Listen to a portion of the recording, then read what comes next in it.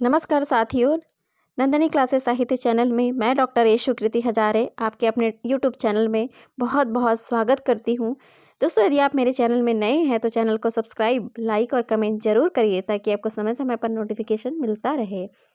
बात कर रहे हैं आज हम हिंदी नाटक का विकास के बारे में। बहुत ही महत्वपूर्ण है इस पूरे नाटक में पूरा जो हम आपको जानकारी देंगे उसमें पूरा विस्तृत रूप से जानकारी दूंगी दोस्तों। और मैं आपको बता दूं कि ये बहुत ही महत्वपूर्ण टॉपिक है, विषय है, इसको पूरा विस्तृत अध्ययन आप करिए।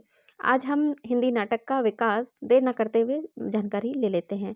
नाटक क्या है उसके बारे में हम जानेंगे। नाटक एक क्या है दोस्तों, जैसे आपसे पूछा जाए कि एक नाटक क्या है उसके बारे में बताइए, तो नाटक आप कह सकते हैं कि नाटक काव्य का एक महत्वपूर्ण रूप है। इसमें भरत मुनि ने क्या कहा है, भरत मुनि के बारे में आप सुने होंगे, आपने नाम परिचित होंगे, साहित्य के विद्यार्थी हैं आप। भरत मुनि ने नाट्य शास्त्र में नाटक को नाट्य वेद और पंचम वेद भी कहा है। किसमें कहा है? नाट्य शास्त्र। नाट्य शास्त्र के बारे में आप कह दूं कि इसमें नाटक है, जिसको नाटक को क्या कहा गया है? नाट्य वेद और पंचमेद। बहुत बार प्रश्न बना है कि भरत मुनि ने नाट्य शास्त्र को, नाट्य शास्त्र में भरत मुनि ने नाटक को क्या कहा है? तो पंचम वेद कहा है। या पंचम वेद को किसने नाम दिया है ना? तो पंचम वेद नाटक को भरत मुनि ने नाम दिया है। अब बात करती हूँ, मैं थोड़ा सी जानकारी आपको दे दूँ। जैसे उनका कथन है, क्या उनका मत है कि उन्होंने पंचम वेद स्वीकार किया है ना? क्या ऐसी बात आई जिसको, नाटक को उन्होंने नाट्य शास्त्र में पंचम वेद कहा है? तो कह बता देती हूँ मैं, आपके कथन उनके हैं, ना ऐसा कोई ज्ञान है, गौर से सुनिएगा, बहुत ही महत्वपूर्ण है। ना ऐसा कोई ज्ञान है, ना शिल्प है, ना विद्या है, ना ऐसी कोई कला है, ना कोई योग है, ना कोई कार्य ही है जो इस नाट्य में प्रदर्शित ना किया जाता हो। देखिए दोस्तों, बहुत ही महत्वपूर्ण है। मैंने कहा था कि ऐसा ही एक कारण है जिसकी वजह से उन्होंने नाट्य शास्त्र को पंचम वेद कहा है। क्या कहा है? ना कोई ऐसा कोई ज्ञान है, ना शिल्प है, ना विद्या है, ऐसा कोई विद्या नहीं है, ना ऐसा कोई कला नहीं है जिसको नाटक में, ये नाट्य में मतलब प्रदर्शित ना किया हो। ऐसे सारे, ये सारे गुण इसमें पाए जाते हैं। नाटक ऐसा एक ऐसा माध्यम है जिसके सारे वहाँ पे बातें कही जाती हैं, प्रदर्शित किया जाता है।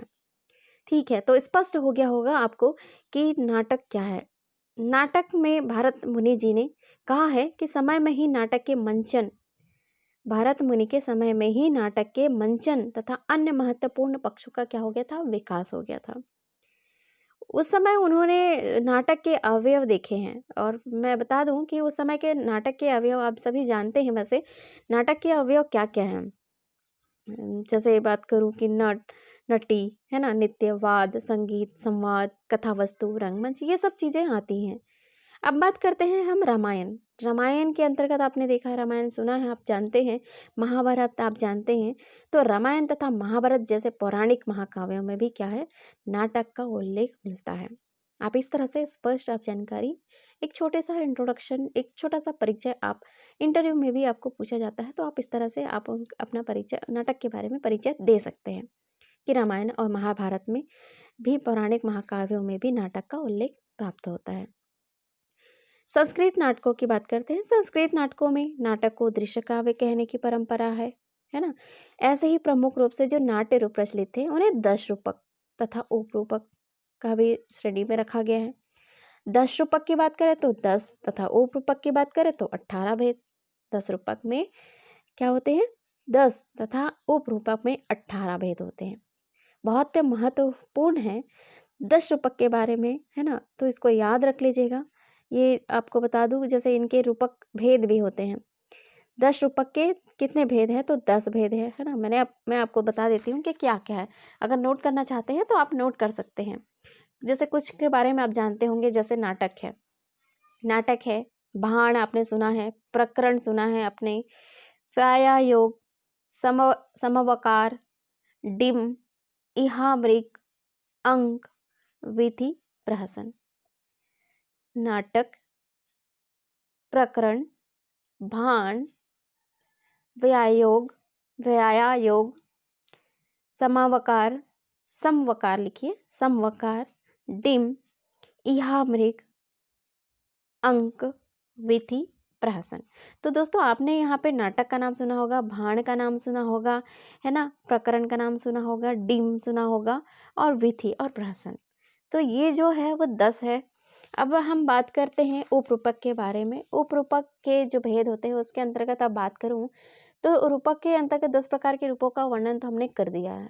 उसमें नाटिका तथा त्रोटक होते हैं। उपरूपक है जो होते हैं जैसे नाटिका, त्रोटक, गोष्ठी, सट्टक, नाट्यरासक, प्रस्थान, उल्लायप्यक, काव्य, प्रेक्षणा, रासक, संलापक, श्रीगीतिक, शिंपक, विलासिका, दुर्मिलिका, प्रकरणिका, हल्लीशा, भणिका, ये 18 होते हैं।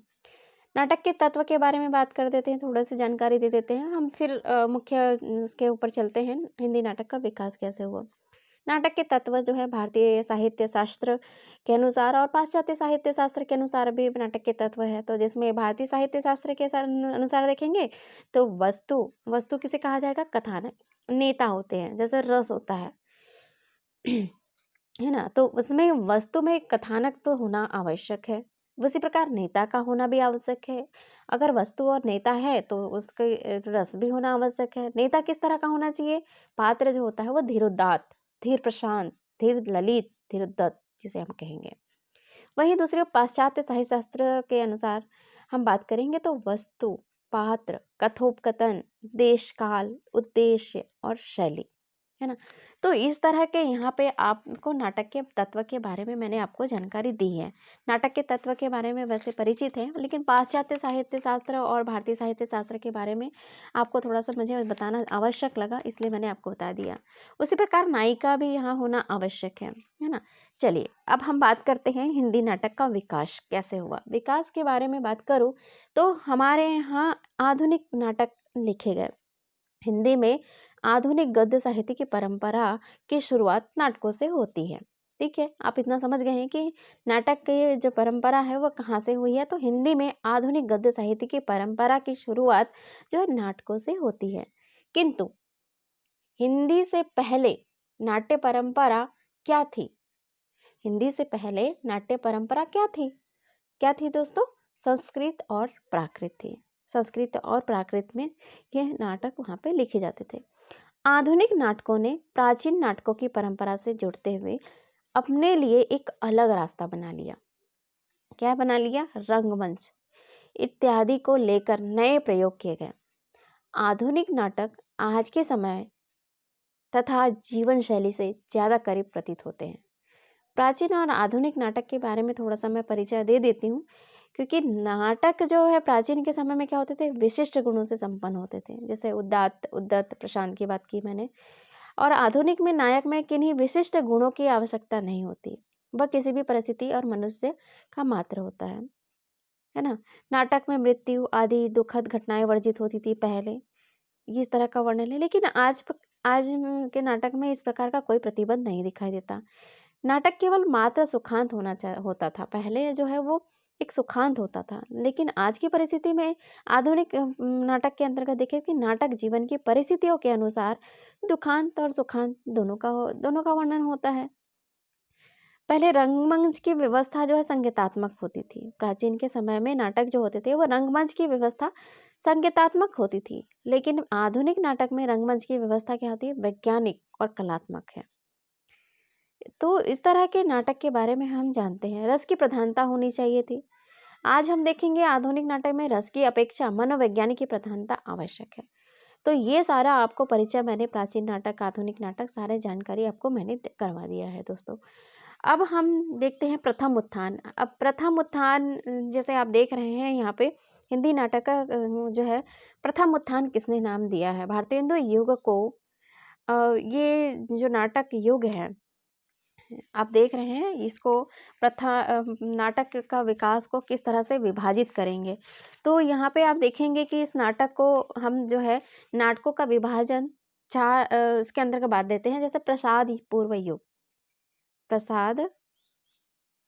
युग एक आ गया, प्रसाद पूर्व युग दूसरा आ गया, जिसमें हम देखेंगे अभी ये भारतेंदु युग। प्रसाद युग के अंतर्गत भारतेंदु युग और द्विवेदी युग। फिर प्रसाद पूर्व युग, प्रसाद पूर्व के युग के अंतर्गत भारतेंदु युग और द्विवेदी युग आएगा। फिर दूसरा आप लिख सकते हैं प्रसाद युग, प्रसाद पूर्व युग, फिर प्रसाद युग, फिर प्रसादोत्तर युग, फिर नवनाट्य लेखन समकालीन नाटक। तो इस तरह का यहाँ पे प्रसाद पूर्व जो है युग के बारे में हम यहाँ पे जानकारी लेंगे। प्रसाद युग के अंतर्गत जैसे देख रहे हैं आप प्रथम उत्थान, प्रथम उत्थान जो है भारतेंदु युग, प्रथम उत्थान किसने कहा? आचार्य रामचंद्र शुक्ल ने भारतेंदु युग के नाटक के समय को क्या कहा है? प्रथम उत्थान नाम दिया है। इसे आपको मैं बता दूं कि ये जो बातें आपको बहुत आवश्यक है जान लेना कि प्रथम उत्थान रामचंद्र शुक्ल ने नाम दिया है। भारतेंदु युग नाट्य जो है वो क्या है? साहित्य का प्रथम चरण है। भारतेंदु युग नाट्य साहित्य का प्रथम चरण है। कैसे? यहाँ पे आप देखेंगे कि इस समय का जो दौर था वो क्या था? सामाजिक, सांस्कृतिक, राजनीतिक परिवर्तनों का दौर था। नाट्य विधा में भारतेंदु के अत्यंत महत्वपूर्ण योगदान देखते हुए इस युग का जो नाम है वो क्या पड़ा? भारतेंदु युग पड़ा। ठीक है, तो इस तरह से आप समझ गए होंगे कि भारतेंदु युग का नाम भारतेंदु युग से पड़ा। ठीक है, भारतेंदु युग का नाम भारतेंदु हरिश्चंद्र के नाम से पड़ा है। तो इस समय जो सामाजिक स्थिति किस तरह से थी, सांस्कृतिक, राजनीतिक, ये सब परिवर्तनों का दौर था। इसीलिए इस समय भारतेंदु के अत्यंत महत्वपूर्ण योगदान यहाँ पे दिखते हैं। तो इसीलिए इसको प्रसाद युग के अंतर्गत भारतेंदु युग का नाम दिया। खड़ी बोली में आधुनिक नाटक लिखने का श्रेय भारतेंदु को ही जाता है। तो दोस्तों याद रख लीजिएगा कि खड़ी बोली में आधुनिक नाटक लिखने का श्रेय किसे जाता है? तो भारतेंदु युग को जाता है, भारतेंदु को जाता है, युग को नहीं, भारतेंदु जी को जाता है। उनके नाटकों के दो भाग हैं। पहला क्या है? मौलिक नाटक, और दूसरा है अनुदित नाटक। तो दोस्तों अनुदित नाटक और मौलिक नाटक, दो नाटक लिखे गए। अब मौलिक नाटक क्या होते हैं? मौलिक नाटक ये है कि मूल रूप से लिखा जाता है, और अनुदित नाटक अनुदित करके, अनुवाद करके लिखा जाता है। चाहे वो हिंदी से संस्कृत, हिंदी से मराठी, हिंदी से उर्दू, हिंदी से तेलुगु, अंग्रेजी से हिंदी, इस तरह से अनुदित नाटक लिखा जाता है। और मौलिक नाटक मूल रूप से लिखा जाता है, तो इसे मौलिक नाटक कहा जाता है। तो दोस्तों देखिए यहाँ पे अब हम बात करते हैं आचार्य रामचंद्र शुक्ल के कथन। बहुत ही महत्वपूर्ण है इनका कथन। विलक्षण बात यह है कि आधुनिक गद्य साहित्य की परंपरा का प्रवर्तन नाटकों से हुआ है। ये बहुत ही महत्वपूर्ण कथन है। रामचंद्र शुक्ल कहते हैं यहाँ पे विलक्षण बात यह है कि आधुनिक गद्य साहित्य की परंपरा प्रवर्तन नाटकों से ही हुआ है। मतलब यहाँ पे मैंने आपको पहले ही बता दिया है कि जो नाटक का प्रारंभ किया गया है ना, वो आधुनिक गद्य साहित्य की परंपरा से ही शुरुआत होती है। तो वही है यहाँ पे विलक्षण बात, आधुनिक गद्य साहित्य की परंपरा का प्रवर्तन नाटकों से हुआ। हिंदी का प्रथम नाटक के बारे में बात करते हैं। इसमें बड़ी दुविधा है कि अब तक प्रश्न बनता है कि हिंदी का प्रथम नाटक किसे कहा जाए। तो दोस्तों यहाँ पे आप देखिए कि अलग अलग विद्वानों ने अलग अलग नाटक को यहाँ पे अपना मत दिया है कि कौन सा प्रथम नाटक है। तो चलिए देखते हैं, बढ़ते हैं नाटक कौन कौन से पहले हैं। तो किस विद्वान के अनुसार यहाँ पे आप देख रहे हैं डॉक्टर दशरथ ओझा ने मूल नाटक है गए सुकुमार रास का जो है देलहन है ना, देलहन का मूल नाटककार है। उन्होंने मूल नाटककार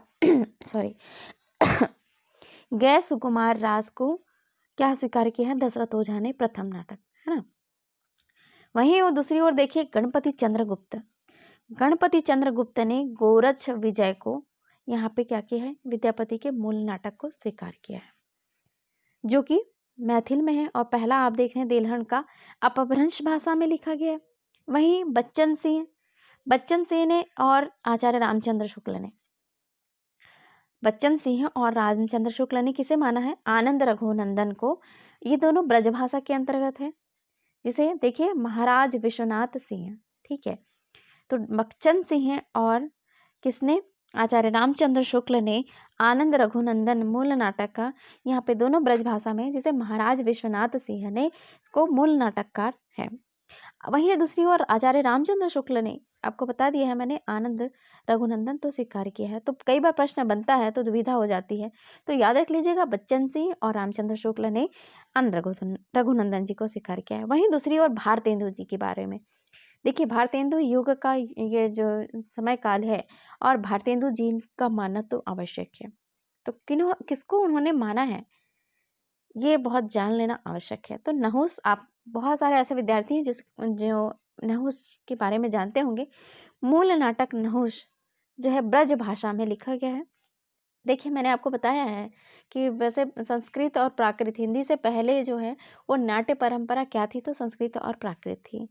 तो यहाँ पे आप देख रहे हैं कि भारतेंदु हरिश्चंद्र के जो नहुस उन्होंने माना है वो ब्रज भाषा में लिखा गया है। और गिरिधर दास गोपालचंद, अब हम बात करेंगे कि गिरिधर दास गोपालचंद्र है कौन, है ना।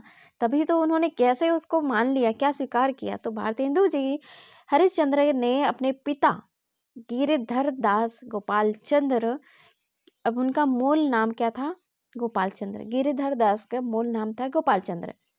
उनकी रचना है कृत, कौन सी रचना है, नहुस, है ना। देखिए, उनके पिता की रचना है ये नहुस। तो 1859 में हिंदी का प्रथम नाटक स्वीकार किया। अब इतना स्पष्ट हो गया कि भारतेंदु हरिश्चंद्र ने नहुस को, उनके पिता जो है नहुस लिखे थे गोपाल चंद्र जी ने, तो उनकी रचना को उन्होंने स्वीकार किया प्रथम नाटक। वहीं दूसरी ओर बात करेंगे राजा लक्ष्मण सिंह कृत शकुंतला। राजा लक्ष्मण सिंह की कृत की रचना जो है, लक्ष्मण सिंह कृत एक है शकुंतला। शकुंतला का समय काल है 1862 में। उसे द्वितीय स्वीकार किया है। क्या स्वीकार किया है, द्वितीय। अब तीसरी की बात करते हैं, तो तीसरा जो है अपने द्वारा है, उनके खुद का लिखा हुआ विद्या सुंदर जो नाटक है, विद्या सुंदर जो नाटक है वो 1868 में लिखा गया। उस नाटक को उन्होंने तीसरा क्या माना है, नाटक माना है। और देखिए, श्रीनिवास दास जी का तप्ता संवरण को क्या है, चौथा नाटक माना है। तो समझ लीजिए कि पहला नाटक है उनके खुद के पिताजी का जो है गिरधर दास, मूल नाम जो है गोपाल चंद्र, उसको पहला स्वीकार किया है। उधर दूसरी ओर राजा लक्ष्मण सिंह का जो है वो शकुंतला नाटक। तीसरा जो नाटक है खुद का लिखा हुआ विद्या सुंदर नाटक को उन्होंने तीसरा नाटक स्वीकार किया। और चौथा जो है श्रीनिवास दास का तप्ता संवरण, जिसको चौथा नाटक उन्होंने स्वीकार किया है। तो दोस्तों, इसको याद रख लीजिएगा, बहुत अच्छे से याद रख लीजिएगा, नाम याद रख लीजिएगा, समय भी याद रख लीजिएगा कि 1859 में, 1862 में कौन सा लिखा गया, 1868 में कौन सा लिखा और 1883 में कौन सा लिखा। ठीक है। भारतेंदु के अनुसार नहुस की जो रचना है वो क्या है, विशुद्ध नाटक रीति तथा पात्र प्रवेशादि नियम रक्षण को ध्यान में रखकर की गई है। जो नहुस की रचना है वो विशुद्ध नाटक रीति तथा पात्र प्रवेशादि नियम रक्षण को ध्यान में रखकर ये नाटक लिखा गया है। नहुस नाटक की बात करते हैं तो नहुस नाटक के बारे में बता दें, ये क्या है, ब्रज भाषा में लिखा गया है, पद्यबद्ध ब्रज भाषा में लिखा गया है। खड़ी बोली में 1862 ईस्वी में राजा लक्ष्मण सिंह द्वारा गद्य में अनुदित शकुंतला नाटक सबसे पहले आता है। यहाँ पे बताया गया है कि शकुंतला का नाटक सबसे पहले आता है। ठीक है। अब बात करते हैं नाटक भाषा के अन्य प्रमुख नाटककार और नाटक के बारे में। अब देखिए, यहाँ पे आपको दिया गया है नाटककार और नाटक, है ना। प्राणचंद चौहान की भाषा जो है वो ब्रज भाषा, सभी ब्रज भाषा है, इसमें ये याद रख लीजिए। इसमें प्राणचंद जो है रामायण महानाटक 1610 में लिखा गया है। वहीं दूसरी ओर रघु राय नागर ब्रज भाषा सभासार 1700 में। अमानत ब्रज भाषा इंदर सभा बहुत ही महत्वपूर्ण है, 1853 में ये लिखा गया। तो हिंदी भाषा के अंतर्गत ये प्राणचंद चौहान, रघु राय नागर और अमानत ये प्रश्न बनता है, इंदर सभा जो नाटक है वो किसका है, तो अमानत जी का है ना। सभासार नाटक किसका है, तो रघु राय नागर का है। रामायण महानाटक किसका है, तो प्राणचंद चौहान का है। ठीक है। तो इसको याद रख लीजिएगा दोस्तों, क्योंकि ये जो है वो बहुत ही महत्वपूर्ण है। आगे बात करते हैं यशवंत के बारे में। यहाँ पे देखिए, यशवंत सिंह सिंह का देखिए ये भी ब्रजभाषा में, ये सारे ब्रजभाषा में लिखे गए हैं। जब वो समय यहाँ देखिए उनका है प्रबोध चंद्रोदय। प्रबोध चंद्रोदय जो नाटक है यहाँ पे मिलता है। यहाँ पे आप देखिए चंडी चरित्र गुरु गोविंद सिंह का ब्रजभाषा में है ना। समय सार नाटक जो है वो बनारसी दास समय सार पूछा गया है। कृष्ण जीवन लच्छीराम यहाँ पे देखिए नाटक करुणाभरण नाटक है और ये नाटककार है। शकुंतला का देखिए निवाज ब्रजभाषा में। गणेश कवि प्रद्युमन विजय 1863 में लिखा गया। अमानत कृत अब हमने पढ़ा है इसके पहले, अभी थोड़ी देर पहले ही हमने देखा दूसरे पेज में। अमानत कृत इंदर सभा एक आपेरा जो है वो गीति नाट्य है। क्या है? आपेरा गीति नाट्य है। ये बहुत बार पूछा गया है दोस्तों, इसको याद रख लीजिएगा कि अमानत जो कृत रचना है वो क्या है, तो इंदर सभा रचना है। अब भारतेंदु हरिश्चंद्र के बारे में मैं थोड़ा सा आपको जानकारी दे दूं। यहाँ पे देखिए कि भारतेंदु हरिश्चंद्र ने नाटकों के माध्यम से क्या किया था, उन्होंने जनमान्य जो जन सामान्य होते हैं, जन सामान्य को जागृत करने के लिए ये कार्य किया था। साथ ही प्राचीन संस्कृति के प्रति प्रेम जगाने, मानवीय मूल्यों के प्रति आस्था बनाए रखने का प्रयास भी उन्होंने किया है।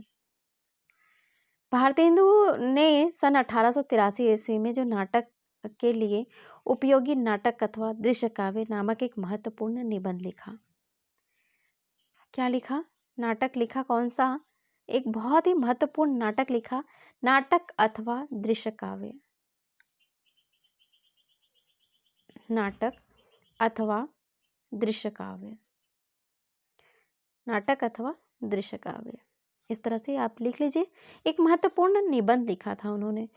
तो भारतेंदु ने नवीन नाटकों की रचना के मुख्य उद्देश्य के रूप में उसमें क्या होना चाहिए ये बताना उनका आवश्यक है, क्योंकि उनका जो मानना था वो बहुत ही महत्वपूर्ण था कि नाटक में क्या होना चाहिए।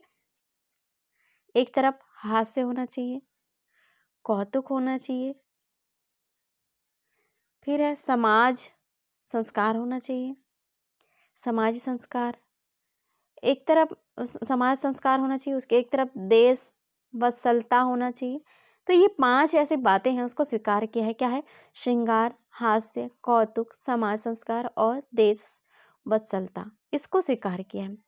उनके नाटकों में हम देखेंगे कि देश प्रेम, न्याय, त्याग, उदारता जैसे मानवीय मूल्य नाटकों की मूल संवेदना बनाकर उन्होंने ये नाटक लिखा है। नाटकों की रचना में भारतेंदु के समन्वयात्मक दृष्टिकोण अपनाया है। जैसे बात करें संस्कृत नाट्य शास्त्र, बांग्ला की नाट्य पद्धति, अंग्रेजी नाट्य विधान, सभी के संयोग से उन्होंने अपना नाट्य दर्श उपस्थित किया। भारतेंदु के नाटक में बात करें कि नाटकों में जो पात्रों के आदर्शों की सर्वत्र रक्षा की है। फलतः अधिकांश नाटक जो चरित्र प्रधान हो गए हैं। नायकों का चित्रण प्राचीन आदर्शात्मक और दृष्टिकोण से ही किया गया है। भारतेंदु जी अक्सर व्यंग का प्रयोग यथार्थ को तीखा बनाने में करते हैं। हालांकि उसका एक कारण यह भी है कि तत्कालीन पराधीनता के परिवेश में अपनी बात को सीधे तौर पर कह पाना संभव नहीं था, है ना। जिसका कारण था कि तत्कालीन पराधीनता के परिवेश में कोई अपनी बात सीधे तौर पर नहीं कह पाता था। इसलिए जहाँ भी राजनीतिक सामाजिक चेतना के बिंदु आए हैं वहाँ भाषा व्यंग्यात्मक हो चली है। इसलिए भारतेंदु ने कई प्रसंग भी लिखे हैं। प्रसंग के बारे में मैंने आपको बताया है। तो उनकी भाषा जो होती थी वो क्या होती थी? आम आदमी की भाषा होती थी। लोक जीवन के प्रचलित शब्द, मुहावरे एवं अंग्रेजी, उर्दू, अरबी, फारसी पूरे उनके सहज चलन में आने वाले शब्द उनके नाटकों में दिखाई देता है ना। रंगमंची दृष्टि से देखें तो प्रायः भारतीय परंपरा की रीतियों का अनुसरण करते, जैसे नांदी पाठ, मंगलाचरण, ये उसका वर्णन दिखाई देता है। वैसे उन्होंने नील देवी जो रचना लिखी है वो दुखांत नाटक है, और दुखांत नाटक लिखकर पाश्चात्य नाट्य परंपरा से भी प्रभाव ग्रहण किया। भारत दुर्दशा की बात करें तो भारत दुर्दशा दुखांत का प्रभाव उसमें दिखाई देता है। तो दोस्तों इस तरह की जो रचनाएं हैं इनके नाटकों में ये सारी बातें दिखाई देती हैं। तो अमानत जो कृत है वो इंदर सभा की एक आपेरा गीति नाट्य रचना लिखी गई। अंग्रेजी द्वारा प्रथम रंगशाला प्ले हाउस नाम से 1776 ईस्वी में कलकत्ता में स्थापित किया गया था। ये जो रचना आप देख रहे हैं, अंग्रेजों द्वारा प्रथम रंगशाला, है ना, प्ले हाउस नाम से सन 1776 में कलकत्ता में स्थापित किया गया था। प्रश्न बनता है कि अंग्रेजों द्वारा मतलब प्रथम रंगशाला जो है वो किस नाम से किया गया, तो प्ले हाउस के नाम से किया गया, 1776 में कलकत्ता में स्थापित किया गया था। वहीं 1777 में देखें कि कलकत्ता थिएटर की स्थापना की गई थी, है ना। 1776 में इसका नाम है यह, और 77 में कलकत्ता में ये थिएटर का स्थापना की गई। आधुनिक हिंदी का पहला अभिनीत नाटक कौन सा है? अभिनीत नाटक, तो देखिए शीतला प्रसाद त्रिपाठी का जानकी मंगल माना गया है।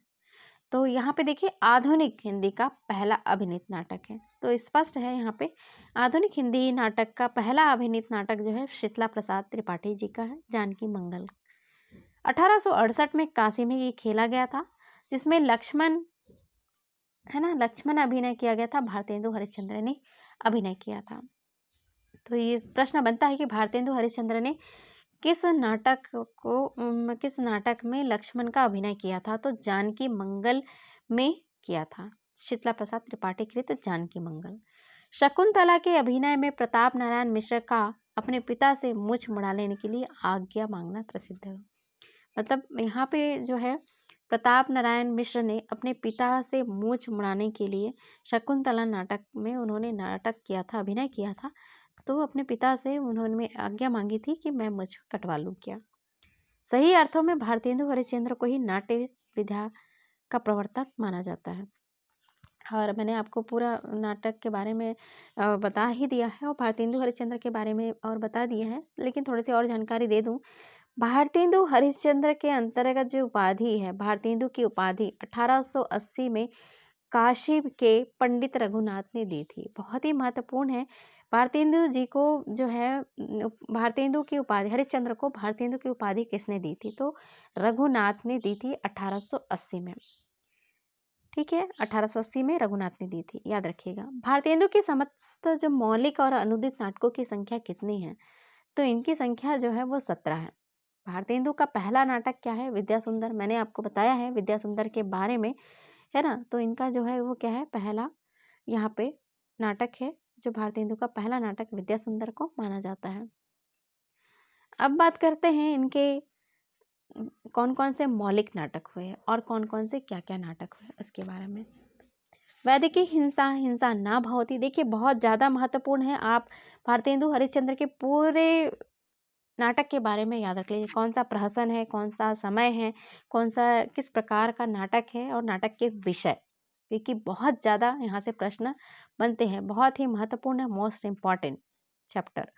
वैदिकी हिंसा, हिंसा न भवती जो है वो रचना 1873 में लिखी गई है। सामाजिक धार्मिक विसंगति पर व्यंग्य लिखा गया है। विशस्य विषमौषधम जो लिखी गई है, देखिए 1876 में। पूछा जाता है कि वैदिकी हिंसा, हिंसा न भवती किस प्रकार का नाटक है, तो क्या है, प्रहसन नाटक है। विशस्य विषमौषधम जो नाटक है वो किस प्रकार का नाटक है, तो भाण एक पात्रिक नाटक है, जिसमें बड़ौदा के गायकवाड़ के गद्दी से उतारे जाने तथा सयाजी राव के उनके स्थान पर बिठाए जाने की घटना का वर्णन दिखाई देता है। ठीक है, तो भाण जो है विशस्य विषमौधम 1876 में, समय काल भी याद रखिएगा। प्रेम जोगिनी 1875 में, जो कि 4 अंकों में ये नाटिका लिखी गई है, प्रेम जोगिनी। काशी के धर्म आडंबर का छाया चित्र वर्णन किया गया है। वहीं चंद्रावली की बात करें 1876 में, नाटिका है ये, यहाँ पे वैष्णव भक्ति और प्रेम तत्व का चित्रण दिखाई देता है 1876 में ये आप दोनों रखिएगा, विशस्य विषमौषधम और चंद्रावली। चंद्रावली जो है नाटिका है जिसमें वैष्णव भक्ति और प्रेम तत्व का चित्रण है। वहीं दूसरी ओर बात करते हैं भारत दुर्दशा। भारत दुर्दशा 1880 में लिखा गया, जो नाट्य या रासक है। पूछा जाता है कि भारत दुर्दशा किस प्रकार का नाटक है, तो क्या है, नाट्य या रासक है। भारतवर्ष के तत्कालीन परिस्थिति का चित्रण व अंग्रेजी राज्य की अप्रत्यक्ष निंदा उसमें दिखाई देता है। नील देवी 1881 में गीति रूपक है, जिसमें राजपुतानी आन बान एवं नारी व्यक्तित्व की प्रतिष्ठा ऐतिहासिक गीति रूपक का वर्णन दिखाई देता है। 1881 में 2 रचनाएं हुई है, नील देवी और Andher Nagari. Andher Nagari this is most important, ये हमारे नेट के सिलेबस में ही लगा हुआ है, इसको हमें पढ़ना ही है, तो इसको याद रख लीजिएगा। ठीक है, अब बात करते हैं सती प्रताप, इनकी रचना बच गई है। सती प्रताप 1883 में लिखी रचना है, जो पौराणिक नाटक है। सती प्रताप पौराणिक नाटक है, जिसमें सावित्री सत्यवान के पौराणिक आख्यान पर आधारित यहाँ पे लिखा गया है। चलिए आगे बात करते हैं, नाटक के उद्देश्य की चर्चा करते हैं। नाटक के उद्देश्य की चर्चा भारतेंदु ने, मैंने आपको ये बता दिया है कि 5 है: हास्य, श्रृंगार, कौतुक, समाज संस्कार, देश वत्सलता। देश वत्सलता में बात करते हैं कि उसका उद्देश्य क्या है, तो भारतेंदु ने भारत जननी, नील देवी, भारत दुर्दशा और अंधेर नगरी की रचना की है। ठीक है, देश वत्सलता के उद्देश्य से भारत जननी, नील देवी, भारतेंदु, प्रश्न बन सकता है कि देश वत्सलता के उद्देश्य से भारतेंदु ने कितने नाटकों की रचना की है, तो भारत जननी, नील देवी, भारत दुर्दशा और अंधेर नगरी, तो 4 नाटकों की यहाँ पे रचना की है।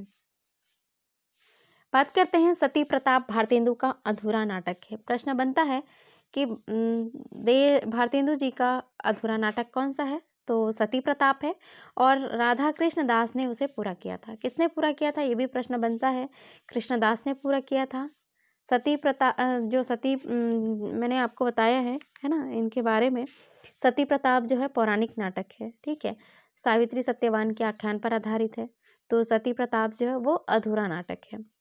ब्रज रत्न दास ने भारतेंदु हरिश्चंद्र पुस्तक में लिखा है कि बिहार प्रांत के किसी जमींदार के अन्यायों को लक्ष्य करके उसे सुधारने के लिए जो नेशनल थिएटर में अभिनीत किए जाने के लिए अंधेर नगरी की रचना की गई थी। अंधेर नगरी की रचना किसके लिए की गई थी, तो नेशनल थिएटर में अभिनीत किए जाने के लिए अंधेर नगरी की रचना की गई थी। बिहार प्रांत के किसी जमींदार के अन्यायों को लक्ष्य करके प्रश्न बनता है कि अंधेर नगरी की रचना की गई, लेकिन किस कारण से की गई, तो बिहार प्रांत के किसी जमींदार के अन्यायों को लक्ष्य करके उसे सुधारने के लिए लिखा गया, नेशनल थिएटर में अभिनय किया गया था। तो दोस्तों, जब अंधेर नगरी बहुत सारे विद्यार्थी ने इसको सिलेबस में लगा है तो पढ़ भी लिए हैं, और कुछ ये सिलेबस में लगे भी हैं, वे सेकेंड ईयर फाइनल और कुछ समय पहले भी रचनाएं पढ़ी जाती थी। तो अंधेर नगरी इसको आप पढ़िए, बहुत ही महत्वपूर्ण है, बहुत अच्छा नाटक है, जिसके बारे में आप परिचय, इसका जानकारी आप ले सकते हैं। भारतेंदु हरिश्चंद्र ने काशी में नेशनल थिएटर की स्थापना की थी। वहीं दूसरी ओर बात करते हैं, काशीनाथ खत्री को नाटक बाल विधवा संताप भारतेंदु के घर पर खेला गया था। प्रश्न बन सकता है, भारतेंदु के घर पर खेला गया कौन सा नाटक है, तो बाल विधवा संताप नाटक लिखा गया, जो काशीनाथ खत्री का नाटक है। प्रेम जोगनी नाटक का पूर्व नाम क्या था, बहुत ही महत्वपूर्ण है। प्रेम जोगनी जो नाटक है ना, प्रेम जोगनी जो नाटक है वो, प्रेम जोगनी क्या है, नाटिका है, 4 अंगों की नाटिका है दोस्तों, याद रखिएगा आप। तो प्रेम जोगनी जो नाटक है उसका पूर्व नाम क्या था, तो काशी के छायाचित्र या 2 भले बुरे फोटोग्राफर था। ठीक है, काशी के छायाचित्र या 2 भले बुरे फोटोग्राफर था, जो इसी नाम से हरिश्चंद्र चंद्रिक पत्रिका में प्रथम बार प्रकाशित किया था। पूछा जा सकता है कि जो प्रेम जोगनी है वो पूर्व नाम में काशी के छायाचित्र या भले बुरे फोटोग्राफ था, जिसका प्रकाशन किसमें, तो हरिश्चंद्र पत्रिका में, हरिश्चंद्र चंद्रिका पत्रिका में प्रथम बार प्रकाशित किया गया। 3 पत्रिकाओं का इनका दिखाई देता है। देखिए 3 पत्रिका कौन कौन सी थी भारतेंदु जी की। कवि वचन सुधा 1868 में प्रकाशित, वहीं दूसरी ओर हरिश्चंद्र मैगजीन के 1873 में, बहुत ज़्यादा महत्वपूर्ण है ये रचना, बार बार पूछी जाती है, ये मैगजीन पूछी जाती है, सॉरी मैगजीन पत्रिका, प्रकाशित मासिक पत्रिका है, हरिश्चंद्र पत्रिका है, चंद्रिका है। वहीं दूसरी ओर बाला बोधनी 1874 में ये प्रकाशित हुई थी, जिसमें महिलाओं से संबंधित है। प्रश्न बनता है कि भारतेंदु हरिश्चंद्र जी की महिलाओं से संबंधित कौन सी पत्रिका है, तो बाला बोधिनी, नाम से स्पष्ट हो जा रहा है, ये बाला बोधिनी 1874 में प्रकाशित है। भारतेंदु की कविता वर्धनी सभा जो है त्वदीय समाज, पैनी रीडिंग क्लब आदि की स्थापना की गई थी। ये प्रश्न भी बार बार बना है कि कविता वर्धनी सभा, त्वदीय समाज पेनी रीडिंग क्लब किसने की थी इसकी स्थापना? तो भारतेंदु जी ने की थी। भारतेंदु ने हिंदी के अकेले ऐसे प्रथम नाटककार हैं जिन्होंने अपनी मौलिकता और चिंतन को नाटक निबंध अपने नाट्य लेखन में प्रयुक्त नए प्रयोगों द्वारा प्रस्तुत किया है। हरिश्चंद्र ने नाटक निबंध की रचना की थी, मैंने आपको बता दिया है इसके बारे में, 1883 में की थी। भारतेंदु कृत भारत दुर्दशा हिंदी भाषा का पहला मौलिक नाटक राजनीतिक नाटक है। याद रख लीजिएगा, हिंदी भाषा का पहला मौलिक राजनीतिक नाटक कौन सा है? तो भारत दुर्दशा नाटक है भारतेंदु हरिश्चंद्र का। भारत जननी जो नाटक है वो हिंदी का पहला मौलिक ओपेरा गीति नाट्य है, इसके बारे में भी हमने जानकारी ले ली है। तो दोस्तों ये अब देखिए अनुदित नाटक, यहाँ पे आप देखिए रत्नावली नाटिका संस्कृत के, यहाँ पे देखिए रत्नावली का नाटिका 1868 में, रत्नावली नाटिका जो है मूल नाटक संस्कृत के हर्ष मूल इसमें लिखा गया है। मूल नाटक जो है हर्ष का है, भाषा संस्कृत की है। विद्या सुंदर की बात करें 1868 में रत्नावली और विद्या सुंदर के बारे में अभी अभी मैंने आपको बताया है। यहाँ पे देखिए संस्कृत के चौर पंचासिका का बंगला विद्यासागर का हिंदी अनुवाद किया गया है, जो कि क्या है? संस्कृत से बंगला में है। संस्कृत में चौर कवि, बंगला में यतीन्द्र और मोहन ठाकुर, इस तरह से नाम दिखाई देता है। पाखंड विडम्ब 1872 में, प्रबोध चंद्रोदय 3 अंक में है। पूछा जाता है कि प्रबोध चंद्रोदय कितने अंक में है? तो 3 अंक में है। भाषा क्या थी? संस्कृत थी। कवि कृष्ण मिश्र जी के। धनंजय विजय 1873 में, संस्कृत में। कांचन कवि। मुद्रा राक्षस बहुत ज़्यादा महत्वपूर्ण है और दुर्लभ भी। 1878 में मुद्रा राक्षस कहते हैं, देखिए संस्कृत में है। विशाखा दत्त। दुर्लभ बंधु 1880 में। मर्चेंट ऑफ वेनिस, प्रश्न बनता है मर्चेंट ऑफ वेनिस की रचना जो है मूल नाटक है उसका भाषा जो है उसके बाद में अंग्रेजी, तो विलियम शेक्सपियर ने इसका किया है। तो अनुदित जो है वो कौन सा है? दुर्लभ बंधु। तो दोस्तों इसको याद रख लीजिएगा, ये बहुत ही महत्वपूर्ण है, इसमें से प्रश्न बनते हैं। अब बात करते हैं कपूर मंजरी। कपूर मंजरी 1875 में लिखी गई है। कपूर मंजरी जो कि क्या है? प्राकृत भाषा में है। राजशेखर ने। सत्य हरिश्चंद्र चंड कौशिक बंगला क्षेमेश्वर की है। भारत जननी बहुत ही महत्वपूर्ण है, 1877 में। भारत माता बंगला। तो इस तरह की ये रचनाएं हैं। भारतेंदु हरिश्चंद्र द्वारा जो अभिनीत नाटक है, भारतेंदु ने, मैंने आपको बताया है इसके पहले कि जानकी मंगल ये शीतला प्रसाद का नाटक है जिसमें उन्होंने क्या किया? लक्ष्मण की भूमिका की है। वहीं दूसरी ओर नील देवी की भूमि में क्या किया है? पागल की भूमिका निभाया है। सत्य हरिश्चंद्र के जो है हरिश्चंद्र की भूमिका निभाया है उन्होंने। तो ये प्रश्न याद रख लीजिएगा कि किस किस में उन्होंने, नील देवी में किसकी भूमिका निभाया? तो पागल की भूमिका। सत्य हरिश्चंद्र में हरिश्चंद्र की भूमिका निभाया है ना। तो इस तरह से याद रख लीजिएगा दोस्तों। अब देखते हैं बाबू ब्रजनाथ ने, इसको मैंने आपको बताया प्रवास नाटक उनका प्रथम नाटक है, ये भी आपको मैंने बता दिया है पहले ही। भारतेंदु हरिश्चंद्र के अनुदित नाटकों के प्रकार देखिए, अनुदित नाटक कौन कौन से है? रत्नावली जो है मैंने आपको बताया है। यहाँ पे आप देखिए इनका अपूर्ण नाटक है। विद्या सुंदर नाटक है, इसमें प्रेम विवाह के को अधिक श्रेयकर माना गया है। प्रश्न बनता है कि प्रेम विवाह को अधिक श्रेयकर किस नाटक को विषय माना गया है? तो विद्या सुंदर को। पाखंड विडंबन में देखिए, पाखंड विडंबन रूपक है, इसमें वैष्णव मत की विशिष्टता का है। धनंजय विजय के बारे में बात किए हैं, इसके बारे में बता दिए हैं। व्याय योग, इसमें पांडवों के विराट की सभा में अज्ञातवास करने के अंतिम दिन कौरवों के विराट का गोधन हरण कर लिया और धनंजय के अकेले परास्त किया था। इस तरह से यहाँ पे रचना है। मुद्रा राक्षस नाटक जो देखिए, ये नाटक जो है एक राजनीतिक नाटक है, ये भी आपको बता दिया, जिसमें चाणक्य की कूटनीति का महत्व प्रतिपादित किया गया है। दुर्लभ बंधु जो नाटक है उसमें देखिए शेक्सपियर के प्रसिद्ध नाटक की कथा का भारतीयकरण किया गया है। ठीक है, बहुत ही महत्वपूर्ण है। कपूर मंजरी जो है ये क्या है? सट्टक है, उसमें राजकुमार चंद्रपाल और कुंतल देश के विदर्भ नगर के वल्लभ राजा की कन्या का विचित्र विवाह का चित्रण किया गया है। सत्य हरिश्चंद्र में देखिए, सत्य हरिश्चंद्र में ये जो है नाटक है, इसमें सत्य के आदर्श को प्रस्तुत किया गया है ना। आप तो बहुत इसको जानते ही हैं, सत्य हरिश्चंद्र सत्य के आदर्श को प्रस्तुत किया गया है। भारत जननी आपेरा या लघु नाटक है, जिसमें पारस्परिक कलह के ईर्ष्या द्वेष आदि के परिणाम स्वरूप भारती की दुर्दशा पर आंसू बहाए गए हैं। तो दोस्तों ये देखिए आप, भारतेंदु युग के कृष्ण के चरित्र पर आधारित पौराणिक नाटक है। भारतेंदु ने के युग में कृष्ण के चरित्र पर आधारित जो है वो नाटक है। तो भारतेंदु हरिश्चंद्र के चंद्रावली 1876 में, वही अंबिका दत्त व्यास का ललिता 1884 में, हरिहर दत्त दुबे महाराज 1884 में, खड़क बहादुर मल महाराज जो है वो देखिए कल्प वृक्ष 1885 में, सूर्य नारायण सिंह श्यामानुराग, ये उतना महत्वपूर्ण नहीं है लेकिन फिर भी आपको मैंने जानकारी के लिए दे दिया है। लेकिन हाँ, प्रश्न बन सकता है कि भारतेंदु युग के कृष्ण के चरित्र पर आधारित पौराणिक नाटक कौन कौन से हुए। तो भारतेंदु जी का चंद्रावली है, अंबिका दत्त व्यास का ललिता है, इस तरह से याद रखते हैं। हरिहर द्वितीय का महारास है, खड़क बहादुर का मल्ल महारास है, और सूर्य नारायण का श्यामानुराग है। तो इस तरह से आप इसको याद रख सकते हैं अगर याद रखना चाहते हैं तो। बात करते हैं चंद्र शर्मा।